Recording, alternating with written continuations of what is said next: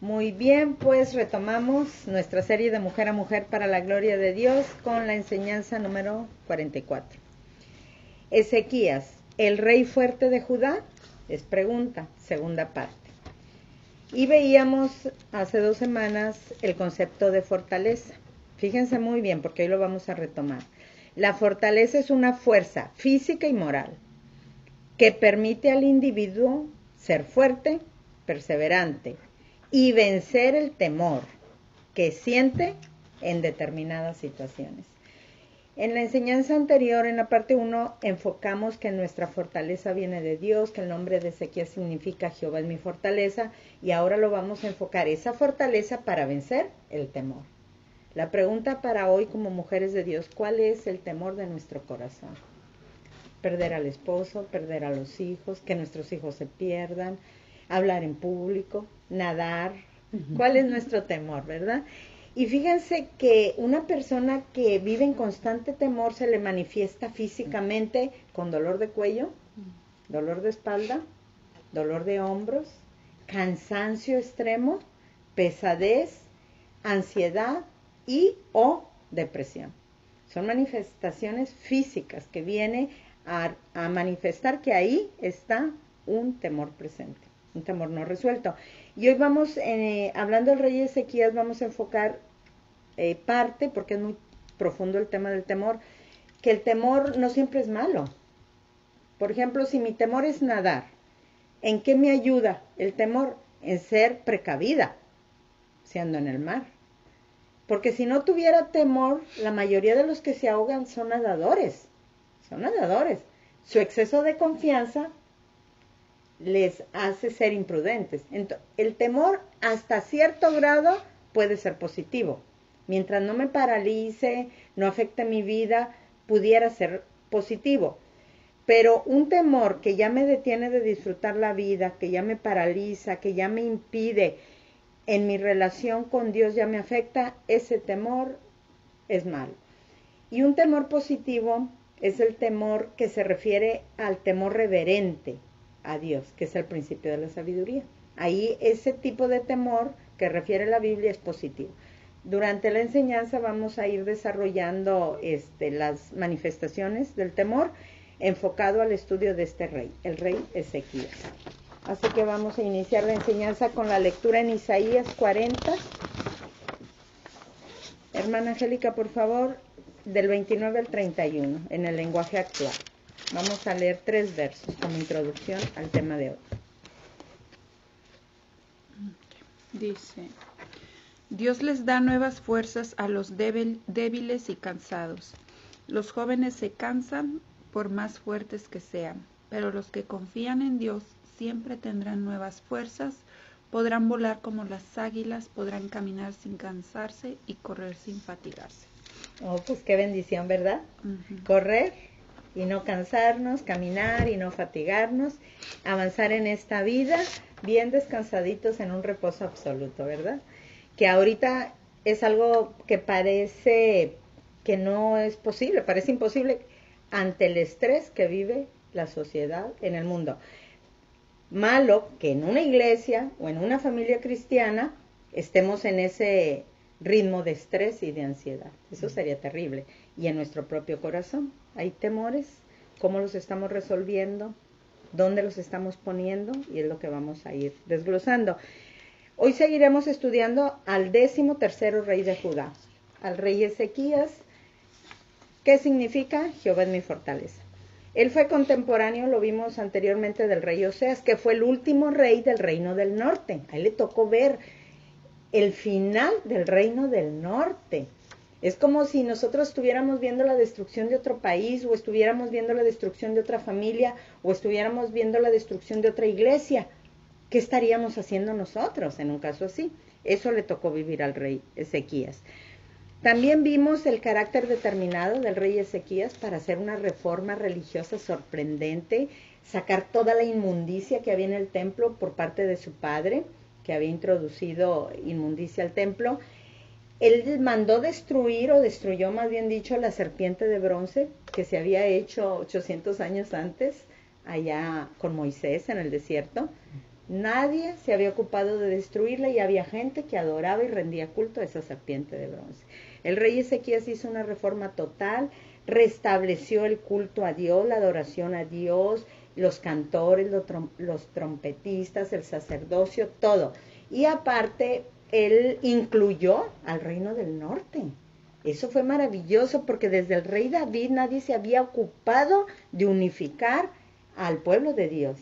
Y estaban tan divididos el reino del norte y el reino del sur, y él se ocupó de mandar cartas y de mandar invitaciones que vinieran con ellos a celebrar la Pascua. Y nosotros como iglesia, ¿a quién estamos incluyendo? Estamos incluyendo a los perdidos, a los que sabemos que van camino al infierno, que están en plena destrucción, y nosotros estamos tan tranquilas como si nada pasara. El rey Ezequías incluyó, y eso trajo un avivamiento.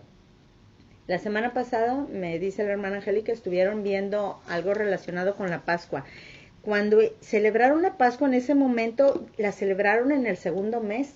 En el libro de Números, capítulo 9, verso 10 y 11, si no me equivoco, nos habla de que Dios había dejado una cláusula que permitía celebrar la Pascua en otro tiempo si no se pudo celebrar en su momento.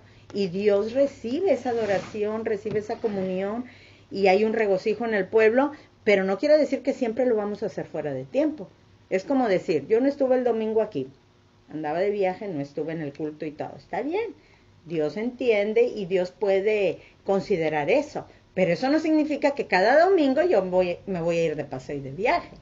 Eventualmente, por una situación de tiempos, de vacaciones, de circunstancias especiales, no estemos, Dios puede decirse que lo pasa por alto, pero ese no va a ser la regla del cristiano. Nosotros debemos esforzarnos y participar en lo que estamos incluidos dentro del cuerpo de Cristo y que Dios nos demanda a cada una de nosotras como mujeres en este caso. Celebraron la Pascua en el mes segundo y no fue por 7 días, fue por 14 días.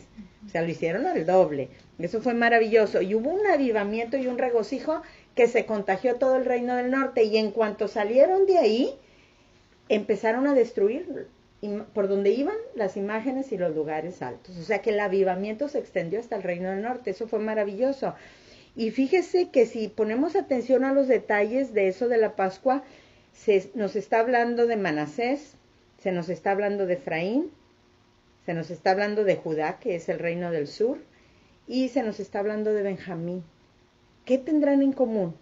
Manasés, Efraín, Benjamín y Judá. ¿Qué creen que tienen en común? Hablando de eso que ya comentamos la semana antepasada y la pasada. En común que todos están relacionados con José. Benjamín, hermano de José. Manasés y Efraín, hijos de José, que Jacob, que después se llamó Israel, los adoptó como hijos. Y Judá, ¿dónde entra? Si eran 11 hermanos. ¿Por qué Judá? Porque Judá fue el que dijo, no derramemos sangre inocente al matar a nuestro hermano. Mejor vendámoslo, ahí vienen los madianitas. Mejor vamos a venderlo a ellos. Y así libró de la muerte a José Judá.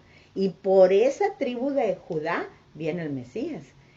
¿Qué significa esto? Que todo lo que hagamos nosotros ahorita en el presente para la honra y gloria de Dios tiene su recompensa. En nuestros hijos, en nuestros nietos, en nuestros bisnietos y a través de 1000 generaciones.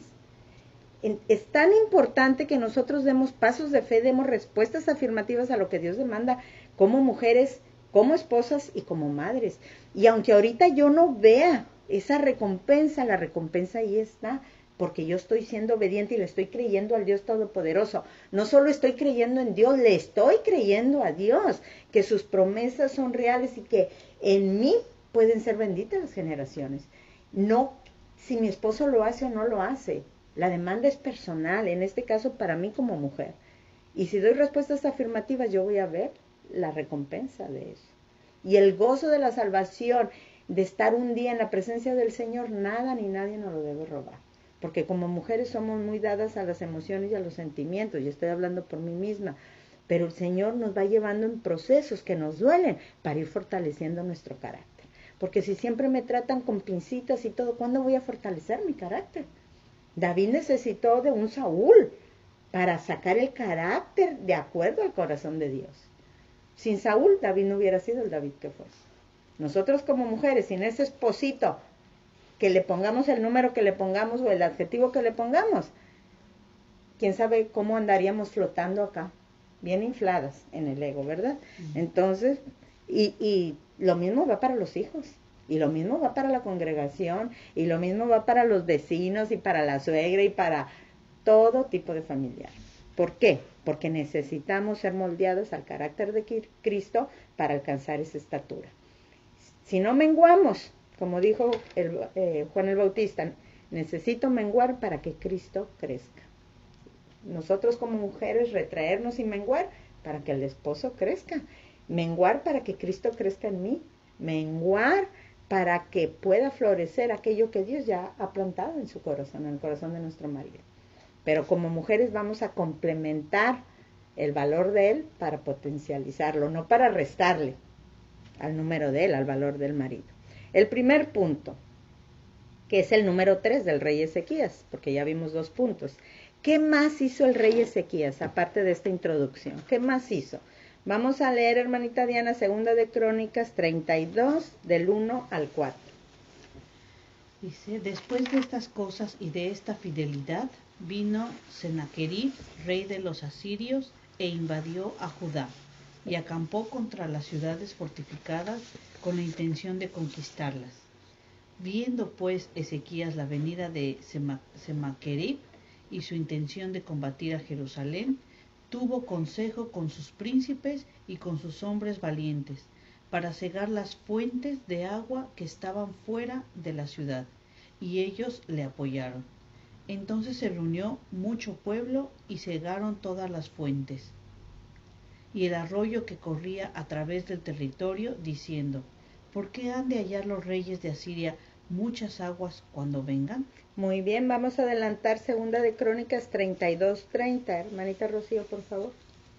Este Ezequías cubrió los manantiales de Gihón, la de arriba, y condujo el agua hacia el occidente de la ciudad de David, y fue prosperado Ezequías en todo lo que hizo. Fíjese muy bien.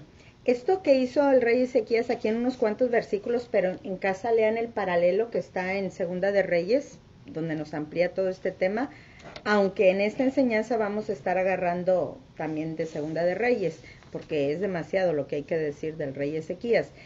Eso de cegar las fuentes de agua, ¿qué significa?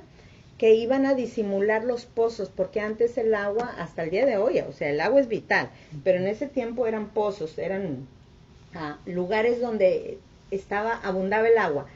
Cuando un ejército venía y sitiaba una ciudad, pues le cortaba el suministro de agua para que los ríos los desviaban para que no entrara el agua a la ciudad y por sed o por hambre salieran de su protección, de sus muros. Era la estrategia, pero fíjese lo que mandó a hacer Ezequías, se adelantó. Él dijo, vamos a cegar, o sea, que no los miren, vamos a despistar, a tapar. Ellos no conocen nuestro territorio.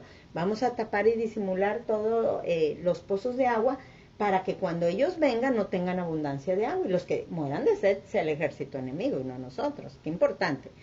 Pero lo más maravilloso fue lo que adelantamos del verso 30. Este Ezequías cubrió los manantiales de Gihón, la de arriba, y condujo el agua hacia el occidente de la ciudad de David. Y luego dice, y fue prosperado Ezequías en todo lo que hizo. Él hizo un acueducto.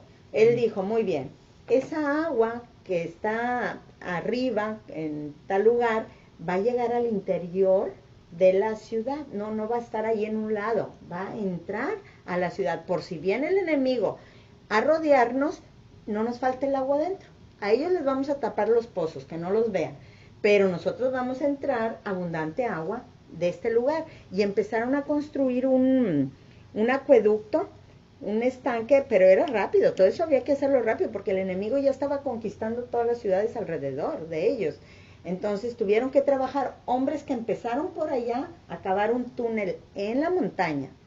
Y hombres por acá a cavar y se tenían que encontrar en cierto momento y por ahí va a fluir el agua. Eso es una obra de ingeniería que dicen ahorita los expertos impresionantes. La gente que ha ido a Israel, a Jerusalén, y camina por ese estanque, mide 533 metros, son como 5 cuadras, el agua les llega a las rodillas y es en forma de S, no es recto. ¿Cómo le hicieron para encontrarse? Si un grupo de trabajadores venía por aquí y otro grupo por acá, ¿cómo se encontraron en el mismo punto para romper la roca y fluyera el agua? Eso fue guiado por Dios totalmente, porque Ezequías, este rey impresionante, clamaba a Dios y Dios le daba la sabiduría. Y hace en 1830 y tantos aproximadamente se encontró una placa donde narra en hebreo cómo le hicieron. Eso que yo les estoy diciendo a grandes rasgos, ahí está narrado cómo se encontraron y el ruido que hacían en la roca. Y ellos iban oyendo, por acá viene el otro grupo, no, pues viene por acá, y para ir y salir justo donde rompieron, y ya el enemigo encima rodeándolos. Entonces, esta obra de ingeniería, este acueducto, iba a desembocar adentro de la ciudad en Siloé. ¿Recuerdan el estanque de Siloé? Cuando Jesús le dijo a aquel ciego, que escupió el Señor y en la arcilla hizo un barro y se lo puso en los ojos y le dijo, ve a lavarte al estanque de Siloé. Ese era un agua transparente, bonita, limpia, y recuperó la vista el ciego. Ese estanque de Siloé es por el acueducto que hizo Ezequías. O sea, el rey Ezequías, 700 años antes de Cristo fue esto, trascendió a la historia por la ingeniería en sus tiempos, para proteger a la ciudad. ¿De dónde le vino esa sabiduría? De lo alto.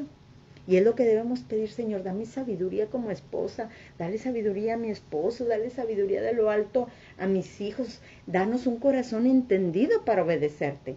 Salomón pidió un corazón entendido para gobernar al pueblo y Dios se lo dio. Nosotros no queremos un corazón entendido para gobernar a nadie. Nosotros debemos pedir un corazón entendido para obedecer a Dios y ser gobernados por el Espíritu Santo. Porque pues luego vemos cómo se desvió Salomón. Entonces, fíjese, Ezequías no solamente restauró todo lo religioso, sino que hizo obras excelentes para proteger al pueblo con agua. Y no fue todo. Vamos a seguir leyendo ahí en Segunda de Crónicas, hermana Angélica, 32:5. ¿Qué más hizo? Después, con ánimo resuelto, edificó Ezequías todos los muros caídos e hizo alzar las torres y otro muro por fuera. Fortificó además a Milo en la ciudad de David y también hizo muchas espadas y escudos. O sea, él se fortaleció por todos lados, con los muros y con las torres y con las armas, con las espadas y los escudos. Pero no fue todo. ¿Qué más hizo, hermanita Diana? Del verso 6 al 8. Y puso capitanes de guerra sobre el pueblo y los hizo reunir en la plaza de la puerta de la ciudad. Y habló al corazón de ellos diciendo, esforzaos y animaos, no temáis ni tengáis miedo del rey de Asiria, ni de toda la multitud que con él viene, porque más hay con nosotros que con él. Con él está el brazo de carne, mas con nosotros está Jehová nuestro Dios para ayudarnos y pelear nuestras batallas. Y el pueblo tuvo confianza en las palabras de Ezequías, rey de Judá. Y ese es el asunto de esta enseñanza. Fíjese, el que debería animar al pueblo no era el rey, eran los sacerdotes los encargados de animar al pueblo. El rey era gobernar, armar al ejército, todo eso. El sacerdote, que era el intercesor entre el pueblo y Dios, entre Dios y el pueblo, era el encargado de animar. Y no, aquí lo hizo el rey Ezequías. Los animó y los contagió de su fe, sus palabras de confianza en un Dios todopoderoso contagió a todos los, en este caso que eran los guerreros, los soldados que iban a pelear, que iban a defender a esa fortaleza de Jerusalén. Entonces, esforzaos y animaos, no temáis ni tengáis miedo del rey de Asiria. Ese rey de Asiria, Sennacherib, ya era el descendiente, ya iban otros reyes que habían estado peleando contra ellos, ya iba él, ya le tocó el turno a este rey. Cortaban las orejas, eran los mochaorejas. Sí, les quitaban la piel así los despellejaban y con la piel les cubrían sillas y hacían cosas con la piel de los reyes y de los soldados enemigos. Los empalaban. O sea, por sus órganos genitales, metían ahí los palos para atormentarlos. O sea, el pueblo se podría decir que tenía razón en estar asustado, porque el rey de Asiria ya los estaba rodeando. Ya estaban encima de ellos porque ya estaban conquistando las ciudades de ahí de Judá, pero ellos estaban todavía en Jerusalén. fortalecidos en todo lo que el rey había hecho, abastecidos de agua, con los pozos cegados para que el enemigo no tuviera, pero tenían una maquinaria. Los asirios ya iban conquistando todo ese mundo conocido y una maquinaria de guerra muy avanzada, que ellos no la tenían. Pero Él los anima y fíjense las palabras de Él: con nosotros está Jehová nuestro Dios para ayudarnos y pelear nuestras batallas. ¿A quién nos recuerda esto? Estas palabras. ¿A qué otro personaje nos recuerda? Jehová está con nosotros, Él nos ayuda, Él pelea por nosotros. ¿El apóstol Pablo? David. En el Nuevo Testamento a Pablo, en el Antiguo Testamento a David cuando peleó contra el gigante. También nos recuerda a Eliseo cuando le dijo a Dios: ábrele los ojos a mi siervo para que vea que más son los que están con nosotros que están contra nosotros. Y le abrió los ojos al siervo y él vio el ejército que estaba a favor de ellos. Entonces, este rey Ezequías tenía una fe y un poder de convencimiento que transmitía porque era real, era verdadero en él. Porque una persona que ni a sí mismo se convence, fíjese que el mentiroso, que se cree sus propias mentiras, debe tener muy buena memoria. Porque un mentiroso que tiene mala memoria, donde quiera queda en evidencia, ¿verdad? No les estoy dando el consejo, nada más estoy describiendo que así es. Si alguien quiere ser mentiroso, debe tener buena memoria. Yo por eso mejor, como tengo mala memoria, mejor me reservo a decir la verdad, porque voy a quedar mal inmediatamente. No debemos mentir porque Dios nos manda que no mintamos.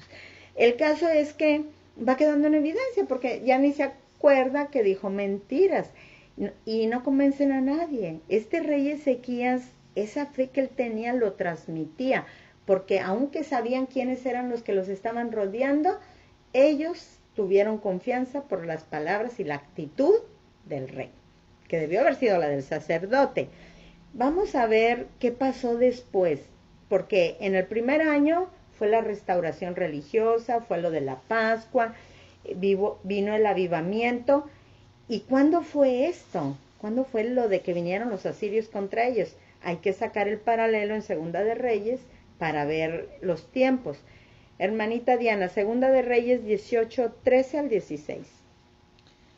A los 14 años del rey Ezequías subió Sennacherib, rey de Asiria, contra todas las ciudades fortificadas de Judá y las tomó. Entonces Ezequías, rey de Judá, envió a decir al rey de Asiria que estaba en Laquis: yo he pecado, apártate de mí y haré todo lo que me impongas. Y el rey de Asiria impuso a Ezequías, rey de Judá, 300 talentos de plata y 30 talentos de oro. Dio, por tanto, Ezequías toda la plata que fue hallada en la casa de Jehová y en los tesoros de la casa real. Entonces Ezequías quitó el oro de las puertas del templo de Jehová y de las quiciales que el mismo rey Ezequías había cubierto de oro, y le dio al rey de Asiria. Cuando vemos esta descripción en Segunda de Reyes decimos: wow, como que ese no es el rey Ezequías. El rey Ezequías está transmitiendo fe, palabras de valor, y ahora resulta que le está mandando decir al rey de Asiria que no llegue contra ellos, que les imponga un tributo, un impuesto, y que ellos lo van a pagar. Y el rey de Asiria pues dijo: sí, me van a dar tanto y tanto de oro y tanto de plata. Y rápido, pues ¿de dónde? Del templo, a quitar lo que él mismo había puesto, porque él había sido prosperado, ya lo vimos, que Dios lo prosperó en todo Ezequías. Y cuando se hizo el avivamiento espiritual, hasta los del norte venían a traer sus ofrendas y sus diezmos, no solamente para que sobrevivieran los sacerdotes y los levitas, sino para que la casa de Dios tuviera abastecimiento. Y estaban muy prosperados, pues todo eso se fue al rey de Asiria. Y decimos: ¿cómo que el rey Ezequías hizo eso? Según algunos teólogos, fue una estrategia de él para que se confiara el rey y ganar tiempo y terminar la obra de construcción que estaban haciendo. De terminar de cegar los pozos y de terminar el acueducto para tener abastecimiento. O sea que fue una estrategia militar para no ser derrotados y para proteger al pueblo, porque realmente tenían al enemigo encima. Yo puedo ser muy valiente cuando estoy en una casa fortificada, tranquila, rodeada de un ejército y todo, pero cuando estás sola en medio del monte y oyes el ruido como que del lobo y todo, como que ya no es la misma fe, ¿verdad? Y la verdadera fe se demuestra realmente donde estamos en circunstancias adversas, porque tener fe cuando todo va bien, pues hasta los incrédulos, ¿verdad? Dan gloria a Dios. No, el chiste es cuando mis ojos ven una situación terrible en el esposo, en los hijos, en la iglesia, y seguimos confiando en un Dios todopoderoso que tiene control como un rompecabezas. Están todas las piezas desarmadas, pero sabemos que Él, en cuanto la ponga y la acomode, ensambla perfecto y aquello va a fluir, porque está en manos del Todopoderoso. Ahí es donde se demuestra la verdadera fe, cuando mis ojos no ven nada, no ven nada. Fíjese que los que encabezan la lista al lago de fuego son los cobardes. En Apocalipsis, lo tengo aquí, en Apocalipsis 21:8, dice, pero para los cobardes, los infieles, los pecadores, los corruptos, los que van adelante son los cobardes al lago de fuego, los que no tienen valor. Hoy el Señor nos está hablando a ser esas mujeres valientes, esas mujeres fortalecidas, que vencemos el temor, no que no lo sintamos, que vencemos. Por ejemplo, si mi temor es nadar, el vencer el temor no es que agarre un barco y me lance al mar para demostrar que tengo valor y que Dios me ayude y que yo creo en Dios. No, con prudencia, pero que logre meterme, tal vez con mi chaleco salvavidas, porque puedo parecer ridícula, pero desde aquí, desde San Antonio, lo primero que puse en la maleta fue mi chaleco salvavidas.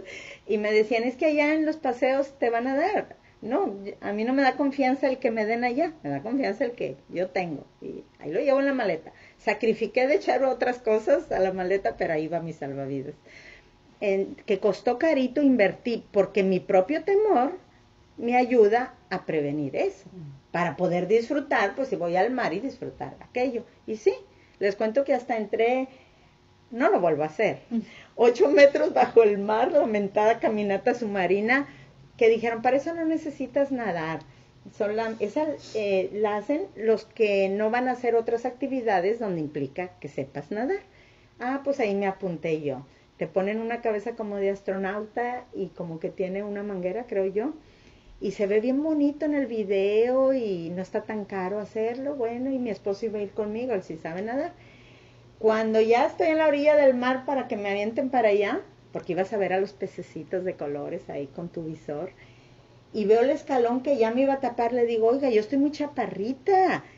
Y dice, dele, y casi me avientan al siguiente escalón y me dejan caer aquella cosa que me lastimó hasta el hombro, porque eso es como astronauta, una cosa tan pesada, y como que me quedó un poquito hacia acá, y pues ya estaba dentro del agua y con aquello y un ruidazo, que nadie te dice que vas a oír un ruidazo en esa cabeza que te ponen, pero respiras. Y vas caminando, y nos habían dicho que no nos soltáramos de un barandal que hay ahí en el fondo del mar y va de bajada a bajada hasta 8 metros. Entonces, pues yo nomás viendo que Julio fuera atrás de mí, cerquita, ¿verdad? Que sí iban, y otros van adelante, y 3 buzos. Y luego el buzo me quería cambiar de barandal, y yo que no me soltaba de mi barandal, como el changuito que no se suelta hasta que pescó la otra rama. Y me decía, no puedes hablar, son puras señas. Ay, hasta que me solté bien encomendada a Dios, y ya me solté para el otro barandal y poder avanzar. Y el buzo ya no se despegó de estar cerca donde yo iba, porque vio que era la más miedosa de todas, pero es vencer el temor. Ahí estuve. Y decían, si usted tiene pánico, lo que sea, nos dijeron a todo el grupo, nada más hagan el dedito para arriba, que ya se quieren salir. Y estuve a punto de levantar el dedito, pero yo decía, no le voy a agüitar a mi esposo su paseo, ¿verdad? Aquí abajo del mar. Pues hicimos toda la caminata que duró casi media hora. Hermana, los 30 minutos más largos de la historia de mi vida. Pero a pura oración, Señor, porque sientes que los oídos te están tronando y pasando saliva para quitar aquel ruido. Pero a la hora de la foto con los pescaditos, bien sonriente, eso sí, cuando el otro buzo toma la foto. Las apariencias engañan, ¿verdad? Entonces, pero lo terminé. Y este tema me enseña en eso. No es que no tengamos temor los hijos de Dios, pero hay que enfrentarlos. Ahora, si es algo que supera mi fortaleza y mi carácter, como le sucedió a un joven, que hasta se vomitó, ¿verdad?, del pánico en otro de los paseos, pues ya, ¿no? ¿Verdad? A mí me ayuda mi fe en el Señor y todo lo puedo en Cristo que me fortalece, que claro que no es para eso, es el texto, pero sí ayuda, sí ayuda. Y Señor, ayúdame a terminar esto. Y hasta llegué a decir, Señor, si de aquí me voy a ir, recíbeme en tu reino. ¿Verdad? Pero son cosas que sí tenemos temores. Otro temor mío es el idioma, que me hablen inglés y me aturde que me hablen inglés. Entonces, pero aquí vivo, aquí sigo en Estados Unidos. Y hay otros, tal vez el temor, alguien viene a los jubilados. Nuestra confianza debe estar solamente en Dios, en lo económico, en lo emocional, en lo físico, en lo de diversión, en nuestros hijos, en todo, porque Dios es todopoderoso, a Él nada le cuesta, Él solo dice la palabra y es hecho. Y ahí es donde debe estar nuestra fe, porque el enemigo, el temor es contagioso. Si yo me empiezo a juntar con gente más miedosa que yo, gracias a Dios que mi esposo no le tiene miedo al mar y se tira clavado, eso me ayudó bastante. Si he ido con un miedoso, una miedosa, ¿qué me voy a meter? No me hubiera metido a nada. Miedoso uno y miedoso el otro. Por eso en el matrimonio nos complementamos. Pero tal vez mi esposo tiene temores que yo no tengo. Y ahí es donde está la ayuda idónea, ¿verdad? Y así nos vamos. Pero si nos juntamos una iglesia toda miedosa y desde el pastor hasta el más pequeñito, se contagia. Eso es terrible. Cuando vinieron los 10 espías a dar un mal informe, toda una nación se atemorizó. Y les dijo Dios, por 40 días que anduvieron los espías allá investigando, 40 años van a andar en el desierto, un año por un día. Porque en esos 40 días fue creciendo el temor. Cuando vinieron aquellos, todo el cuerpo se desmoronó. Y vino Josué y vino Caleb. No, sí podemos porque Dios está con nosotros, Él nos prometió esta tierra. No pudieron convencer al pueblo, porque el temor es contagioso. Que no nos pase eso, porque puede venir una depresión por lo pasado, o una ansiedad por el futuro. Yo ya estoy bien equipada para el siguiente paseo y ahora sí meterme con más, no ese mismo, ese ya, pero a otros retos. O enseñarme a bucear, a otros. Dije, pues el buzo trae su equipo y su tanque, que nomás ahí andar buceando y disfrutar. Es que es tan bonito, hermanitos, andar ahí abajo del mar, viendo a los pececitos, los arrecifes, eso es hermoso. Y saber que Dios hizo todo eso y que está ahí abajo y no lo vemos y no lo disfrutamos por temores. Pero ya me compré un equipo ahí, eso fue mi gasto que hice para el siguiente. Entonces, el temor que ustedes tengan ahorita en su vida, decir, Señor, ¿cuál es la estrategia? ¿Cómo puedo yo eso? Y sea cual sea el temor, todo se va a resumir en uno, fe, porque el antídoto contra el temor es la fe, en un Dios verdadero, que ha derramado su amor en nuestro corazón a través del Espíritu Santo. Pero fíjese, no toda la gente tiene el temor correcto a Dios, porque ese es el temor positivo, el temor a Dios, el principio de la sabiduría es el temor a Dios, aborrecer el mal, ese es el temor positivo hacia Dios. Pero viene un rey de otra nación, diferente a la nación de Israel, que blasfema contra Dios. El rey Sennacherib se atrevió a blasfemar.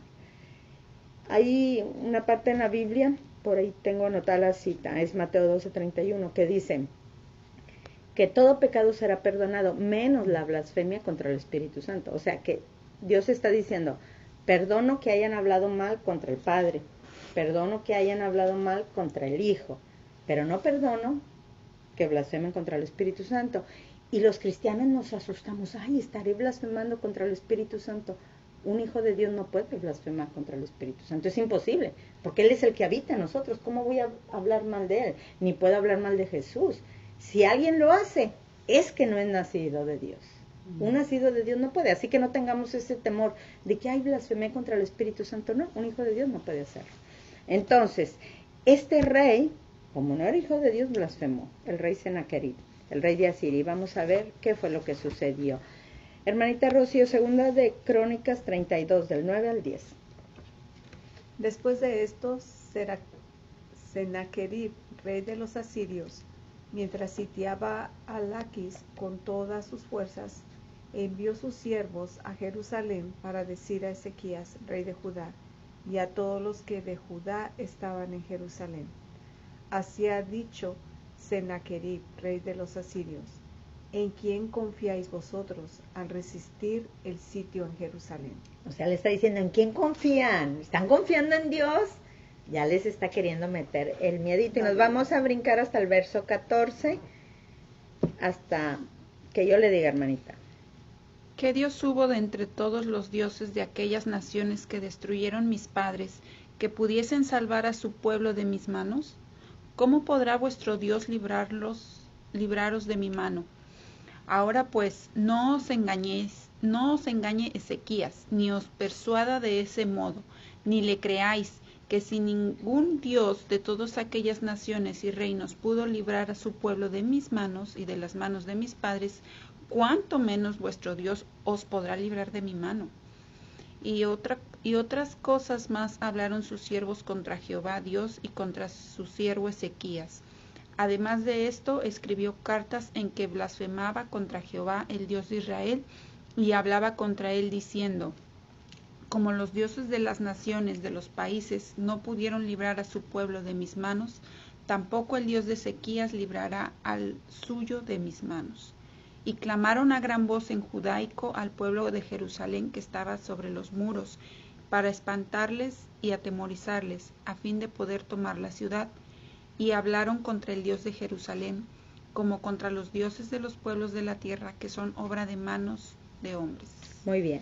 La palabra blasfemia en su significado es palabra ofensiva. Eso es una blasfemia, una palabra ofensiva. En este caso contra Dios. Eso es blasfemia, hablar mal de Dios. Este rey se atrevió a hacerlo y no solo lo habló, lo escribió y envió las cartas. Y todo eso que hablaba contra Dios eran intentos para asustar al pueblo, porque los veía bien valientes y los veía bien confiados. ¿Y cuántas veces hay una enfermedad en la familia y esas personas, tanto el que padece como el familiar, si nosotros estamos en manos de Dios y confiamos en Dios y viene otra persona y dice, no, pero esa enfermedad es muy grave, no, es que de eso nadie se salva, y quieren disminuir de alguna manera, son como enviados de Satanás, y lo más triste, que sean cristianos, los que vengan. Ahora, tampoco vamos a ir en una fe irreal o una fe que no viene de Dios. Por ejemplo, que yo diga, como yo soy hija de Dios, me lanzo de este barco al mar y yo sé que Dios me va a rescatar. Eso es tentar a Dios, eso es tentar a Dios. Pero en una situación real en mi vida que yo no estoy provocando, que ya ha llegado a mi vida y que ya está ahí, sea porque me alimenté mal, sea porque es para que se glorifique el nombre de Dios, o sea por un pecado, y estoy pagando esas consecuencias, Dios va a hablar a mi corazón y esa fe verdadera va a decir, como dijo Job 13:15, si, aunque Él me mate, en Él esperaré. O sea, yo espero en Dios y yo creo en Dios y Él tiene poder para sanarme. Si no me sana, pues es que ya estoy con Él. Esa es la fe verdadera, no la de decir voy a comer lo que yo quiera y yo no voy a ir con el médico y yo no voy a tomar nutrientes, al fin que, no, eso es tentar a Dios. Así no actúa el verdadero cristiano. El verdadero cristiano le teme a Dios. El verdadero cristiano tiembla con la palabra de Dios. El verdadero cristiano se aparta del pecado porque sabe que la ira de Dios trae un juicio. Pero el verdadero cristiano sabe que la ira de Dios quedó satisfecha con el sacrificio de Cristo en la cruz del Calvario. Y ya no hay condenación. ¿Por qué? Porque mis pecados ya fueron pagados por el inocente, por el santo de Israel. Y esa paz y esa tranquilidad en el sacrificio de Dios quita el temor de la condenación, porque ese puede ser otro temor. El año pasado pequé, el año pasado hice esto, ese pecado fue muy grande. Oye, la sangre de Cristo es más grande y más poderosa que cualquier pecado. Y si fueran tan rojos como la grana, son emblanquecidos. Sí, realmente nazco de nuevo y me arrepiento de mis pecados. Y esa sangre es suficiente. Pues este rey de Asiria le valió gorro todo y dijo, como aquellos dioses con minúsculas, si se fijaron eran dioses con minúscula, esos dioses de esos pueblos no los salvaron. Pues claro que no, son dioses de madera, de metal, pero nuestro Dios es un Dios verdadero. Vamos a ver qué respuesta dio el rey ante esas cartas ofensivas que ofendían al rey y ofendían a Dios. Porque a la gente le hablaron en judaico y le dijeron, para que entendieran los que andaban ahí defendiendo, los soldados, les hablaron en su propio lenguaje. hey, no le hagan caso al rey, que no los convenza. ¿Y ustedes creen que no haya gente que a nuestros hijos vengan a contrarrestar? Hey, no te creas lo que dicen en la iglesia. Tú sí puedes tener relaciones sexuales. Tú sí puedes probar el homosexualismo. Tú sí puedes abortar porque eres dueño de tu cuerpo. Sí vienen esos conceptos humanos por parte de maestros, por parte de amigos, disque amigos, por parte de compañeros. Y lo más triste, pastores en las iglesias, aprobando a veces lo que Dios abomina. El principio de la sabiduría es el temor a Jehová. Y el temor a Jehová es aborrecer lo que Dios aborrece. ¿Cómo voy a amar yo? Yo no soy más buena que Dios para amar lo que Dios aborrece. Entonces, sí están expuestos a la influencia del mundo y nosotros también, y a la voz de la serpiente. Pues así vino el rey con todas sus blasfemias. Pero vamos a ver qué hizo el rey. ¿Qué hizo el rey Ezequías? Hermanita Diana, 32:20. Mas el rey Ezequías y el profeta Isaías, hijo de Amós, oraron por esto y clamaron al cielo. Fíjese que el rey Ezequías tuvo la gran bendición de ser contemporáneo del profeta Isaías. Si ustedes leen el libro de Isaías, él dedica muchos capítulos al rey Ezequías. No solamente Segunda de Reyes y Segunda de Crónicas hablan de Ezequías. También lo tenemos en muchos capítulos del libro de Isaías. Y ambos oraron. Ambos clamaron a Dios. Y quise poner el ejemplo de la oración de Ezequías. A ver, hermanita Angélica, en Segunda de Reyes 19 del 14 al 20. Esa fue la oración. Y tomó Ezequías las cartas de mano de los embajadores, y después que las hubo leído, subió a la casa de Jehová, y las extendió Ezequías delante de Jehová. Y oró Ezequías delante de Jehová, diciendo: Jehová, Dios de Israel, que moras entre los querubines, solo tú eres Dios de todos los reinos de la tierra. Tú hiciste el cielo y la tierra. Inclina, oh Jehová, tu oído y oye. Abre, oh Jehová, tus ojos y mira. Y oye las palabras de Sennacherib, que ha enviado a blasfemar al Dios viviente.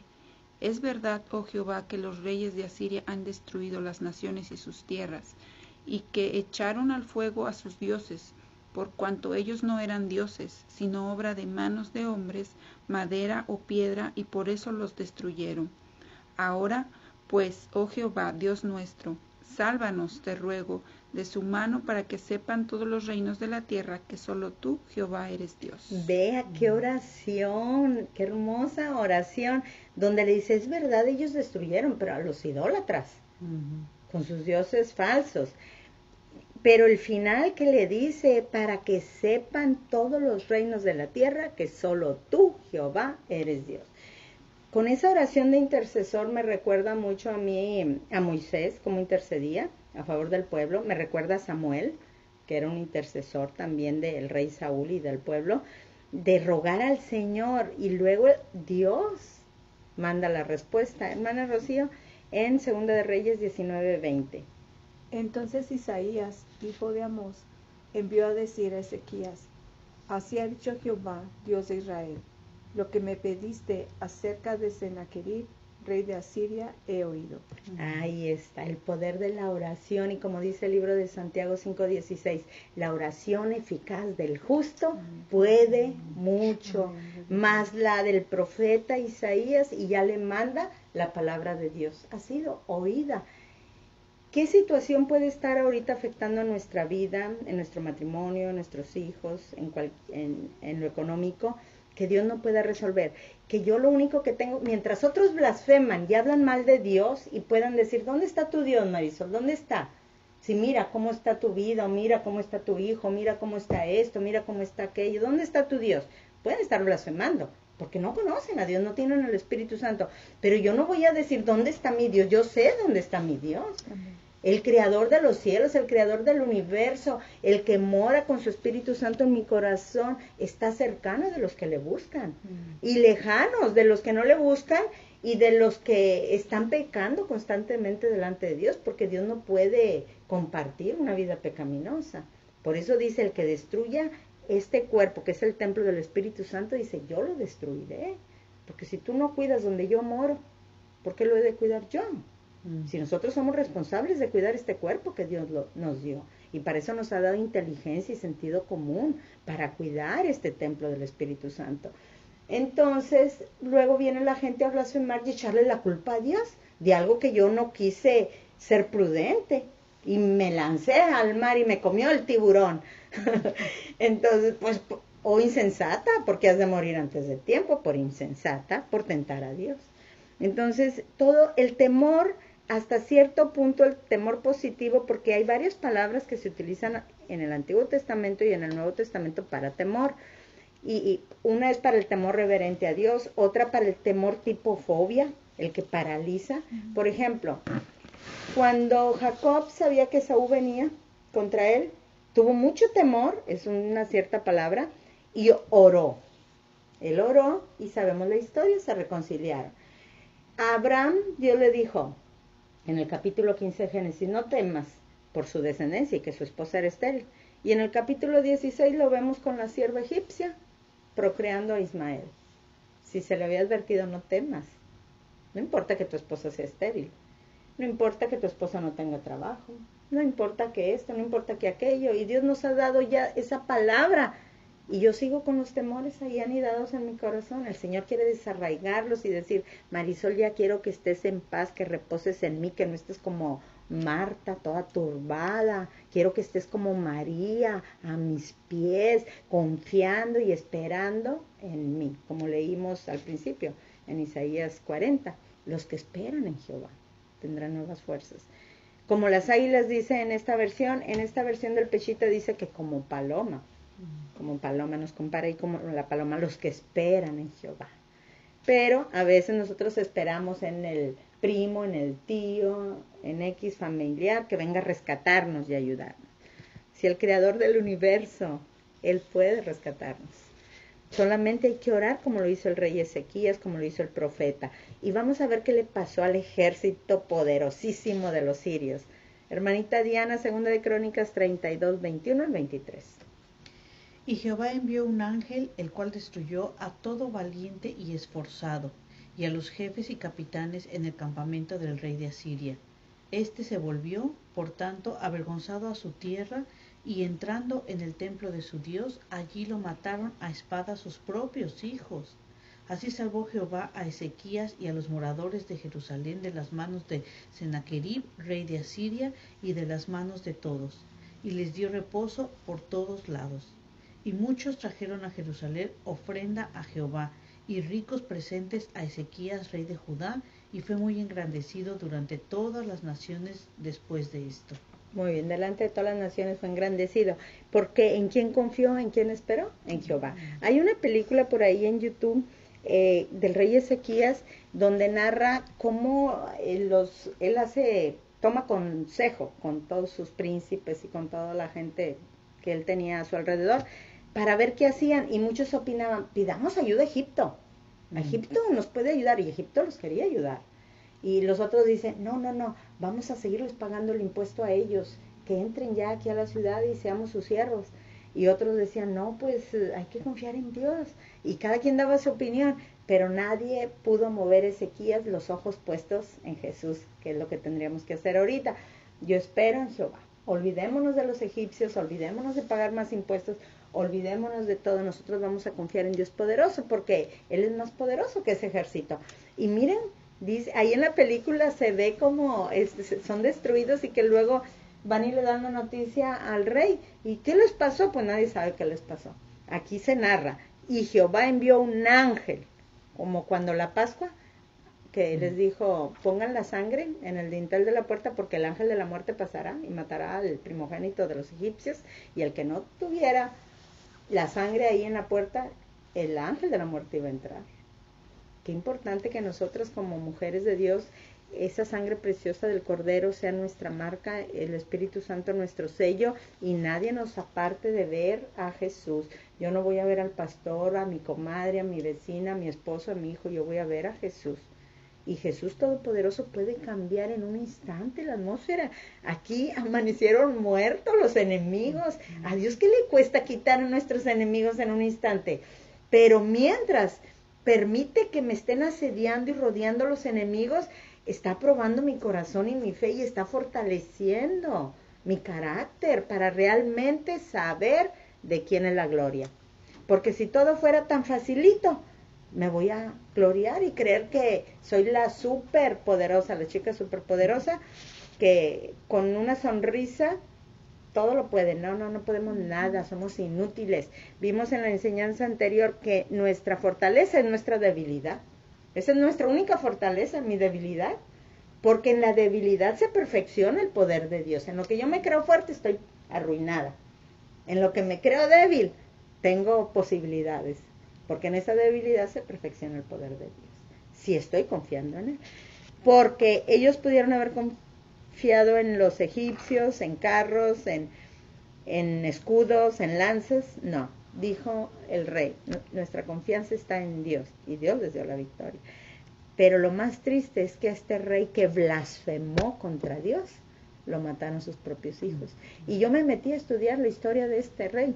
Y otro de sus hijos, porque ya ven que se acostumbraba a tener varias mujeres, es el que continuó el reinado y luego se vengó de sus medios hermanos que mataron a su padre. Entonces, una historia terrible esto de los asirios, pero porque blasfemó contra Dios. Y han oído lo del Titanic, el ingeniero diseñador del Titanic. Le hicieron una entrevista y le dijeron, ¿y qué tal este barco? ¿Qué tan seguro es? Dijo, ni Dios lo puede destruir. Y un pedazo de hielo lo destruyó. John Lennon, el de los Beatles, que dijo que él era tan famoso, más famoso que Jesús, ok, pero la cristiandad iba a terminar, eso no iba a progresar. Los Beatles eran famosos. Murió de 6 balazos.